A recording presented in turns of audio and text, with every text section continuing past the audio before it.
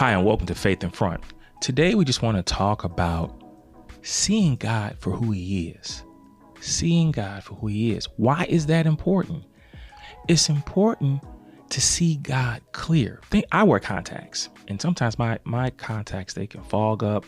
Something can get on one of them. Let me tell you, well, it's really horrible when something gets on my contact. That's an emergency. For those who wear contacts, you understand. But sometimes they can just be foggy.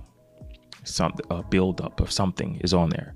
And of course, we all know that when our vision is blurred, we are somewhat temporarily handicapped in a way, because we can stumble because we can't see things clear. And that's the way life is when we don't see God as he truly is.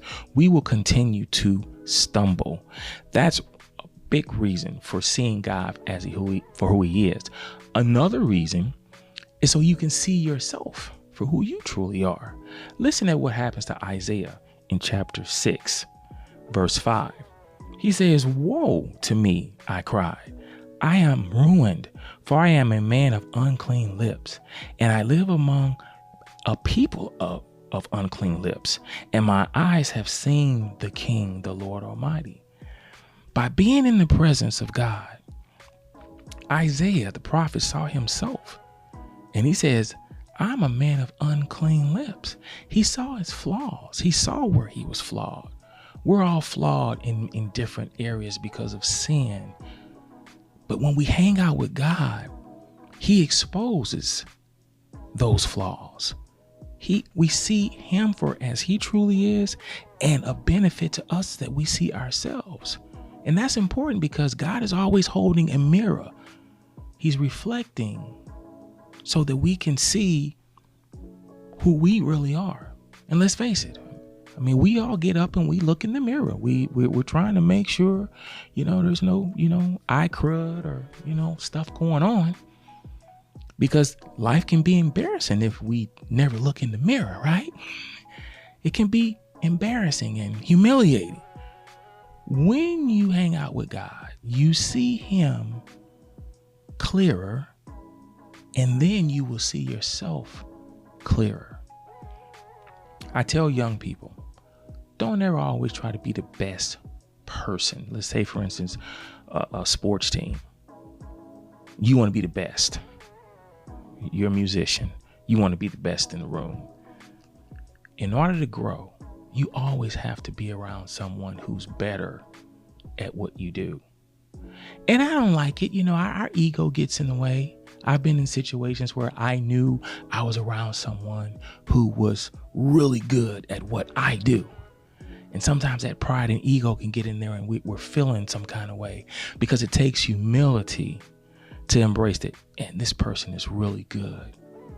And so you have to move your ego and pride out the way and say, you know what? I can grow from this person. I can learn from this person. Just move your ego and pride out of the way.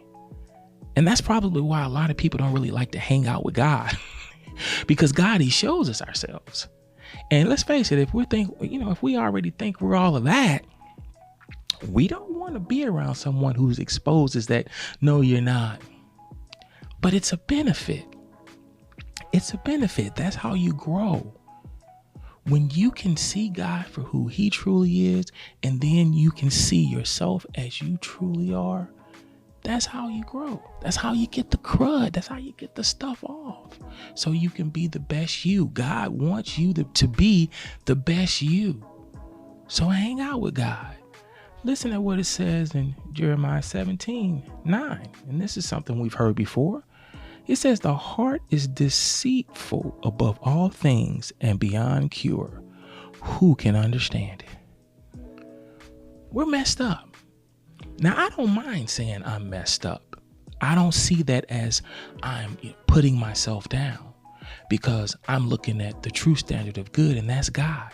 Compared to God, I am exactly what Jeremiah 17:9 says, because he's truly the standard of good. Because I know people say, well, I don't want to say that about myself. I don't want to say I'm wicked. When you hang out with God, you'll say, oh yeah, I'm messed up. And we are messed up. We just play these games. I mean, let's face it. Aren't you glad that God never puts our thoughts on display? Because let's just be real for a minute. We can have some gutter messed up thoughts.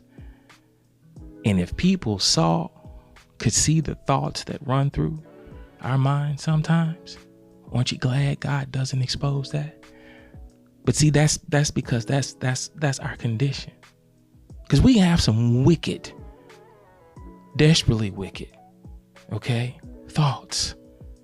But see, it says the heart is deceitful. The heart will deceive you into thinking that you're really all of that when you're really not. The heart's going to say, oh no, you're not that, you're not that, you're not that. But when you hang out with God, you'll be like Isaiah. Whoa. Because that's what Isaiah was saying. I am messed up. That's what being in the presence of God does. But that is a good thing. Because at the end of the day, God wants to grow you up. He wants you to reflect his image. And so, yes, he's going to show us our flaws. So hang out with God. Pray. Make sure you're getting in the word, either through this way. This is almost like the old traditional way. But I know a lot of us have the Bible app on our phones. Get in the word. Pray. Fellowship with the other saints to be an encouragement and to get encouragement. These are ways that we hang out with God. And by doing that, we see him clearer and we see ourselves clearer. Hope that brings you some encouragement. As usual, keep your faith in front.